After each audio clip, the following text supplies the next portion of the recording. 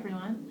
I am going to talk to you today about fuck it moments and judgment and letting things go like that and like kind of learning to,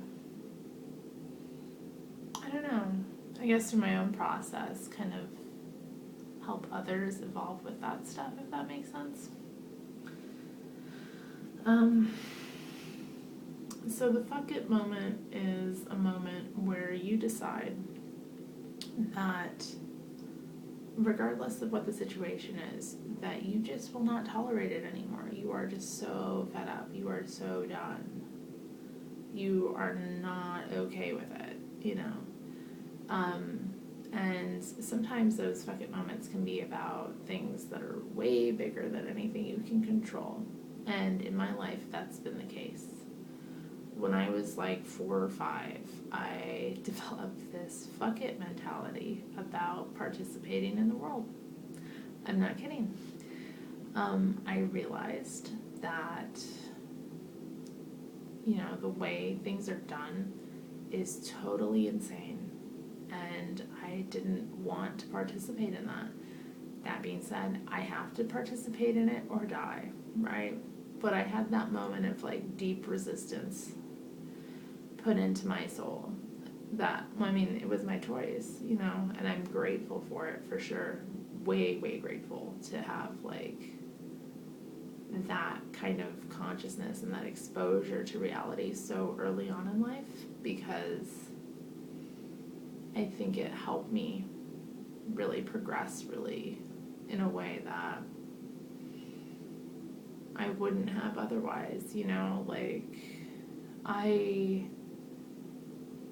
am so much more able to, like, I don't know, I just feel like I'm politically more advanced, you know, just because of that experience. And that's not a judgment at all, but like my consciousness is like light years ahead of where it could be if I'd never had that, like, you know, experience.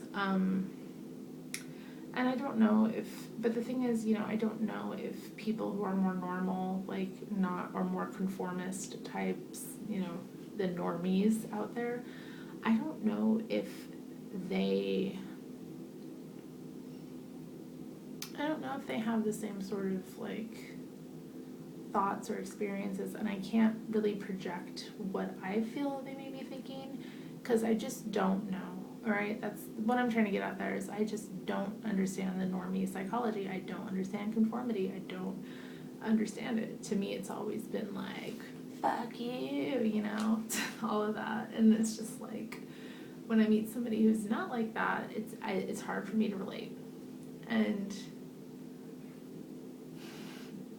it's so funny because I do know people like that, you know, a lot of people in my family are like that, for example. So like I come from a background of like conformists for the most part, not all of them, for sure. I don't want to insult any of my ancestors. There's some definitely wild fucking people there, but like, you know, a lot of them just seem to go along, and I get that. Like sometimes maybe just playing the game is what people feel they have to do.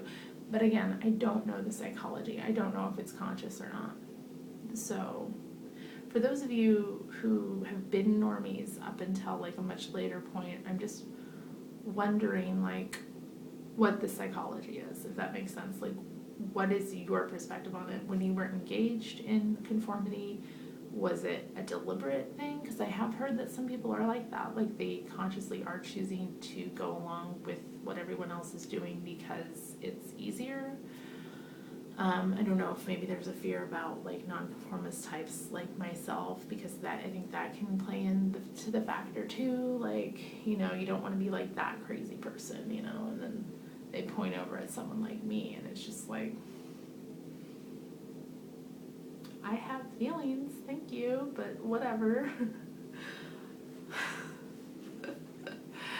Or if it's just like totally non-conscious, just whatever, going along without any thought. Or maybe it's both, you know, maybe different things for different people. You know, maybe there are conformists that were conscious, and then maybe there's conformists that weren't. I don't know, but I'd love to know your responses if you can relate to what I'm saying about yourself, if that makes sense. If you weren't a non-conformist for most of your life or for a good chunk of it, please let me know. If you were a conformist, if that makes sense. Yeah. If you've been a conformist for a good chunk of your life, can you please tell me about your psychology and kind of maybe how it developed or how you came out of that? Because I'm interested to know, because I just because I am public and I put myself out there, women approach me and I want to help them, but I struggle sometimes to connect because it's hard for me to extend all the empathy because I have this judgment, and I know you have to suspend judgment to help people, but it's difficult, you know. And I also have to be shrewd about who I'm giving my energy to. Is this gonna be productive? I'm trying, but it's difficult. I don't know necessarily what to do. So anyway, I'm trying to figure that out. And so if you can help me understand the psychology, those of you in my audience, that would be great. That being said, I think I can relate to any woman who's coming to radical feminism in some way, because obviously there's something there. There's some connection there. And I just want to maybe I just want to foster more wild women, if that makes sense, because I see how we have to let ourselves just go there and get there and go wild.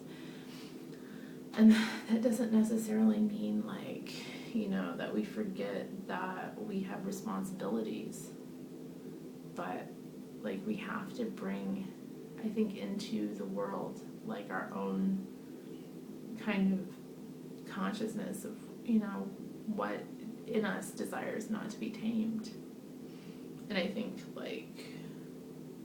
those parts of us are really good parts. Those are the parts that carry us. Those are the parts that take us where we need to go, I've been thinking too about anger, because when I first kind of came to radical feminism and had that fucking moment, right, I was really angry, and I was well, yeah, I'm angry. Fuck yeah, I'm angry. And I thought that I was doing all these things that were helping, channel the anger. And I realized they weren't good channels of anger. They weren't actually channeling the anger out of me. And when you get anger, it's a good motivator. Anger will move you. And my anger did move me in a lot of ways, but it didn't move me everywhere that it needed to. And because of that, I do feel that my anger made me sicker than I had to be. And I'm still dealing with the toxic results of that anger. And I'm not saying this to diminish anger, but I really want to help women channel it properly. Instead of using your anger to complain or, to do things that aren't ultimately serving you, you have to use your anger to get independent and to get as individually powerful as you can. That's I think what needs to happen. So, use your anger as a source to motivate you to have a better life. Always. And don't let your anger in any way become this constant thing that you're doing, that you're just not really letting it out, because I made videos and I wrote blogs and I did feminist activist stuff, but it didn't change anything, and that was the real problem for me. I couldn't see what the results were, and I wasn't building anything really productive with it. My videos, my channel has helped women, and I'm not discounting how productive it's been in that way, but I could have been more conscious of empowering myself with it and not putting myself in, you know, harm's way with it, if that makes sense. So yeah, I don't know. I'm just, you know, because of all of this, I'm trying to figure out, like, how best to help serve women who aren't like me, you know.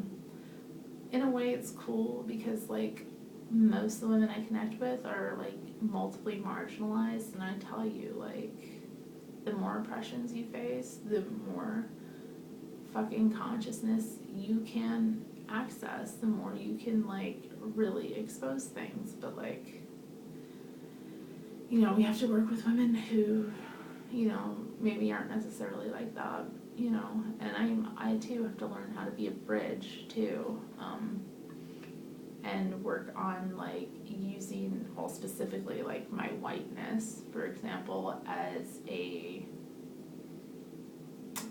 bridge, if that makes sense, to, like, I can't just diminish or not interact with women who are white because they have done things that have offended or bothered me, you know, in a racial context. Like, for example, so that's something I have to work on too. Like, I have a responsibility to, like, get over that and, like, still be a fucking, like, bridge to, you know, women. But it's challenging, so, you know, it's just what I'm working through right now. But, yeah, we have these fucking moments where we can't tolerate things anymore, right? And so, back onto that track, I guess, like, I want to know,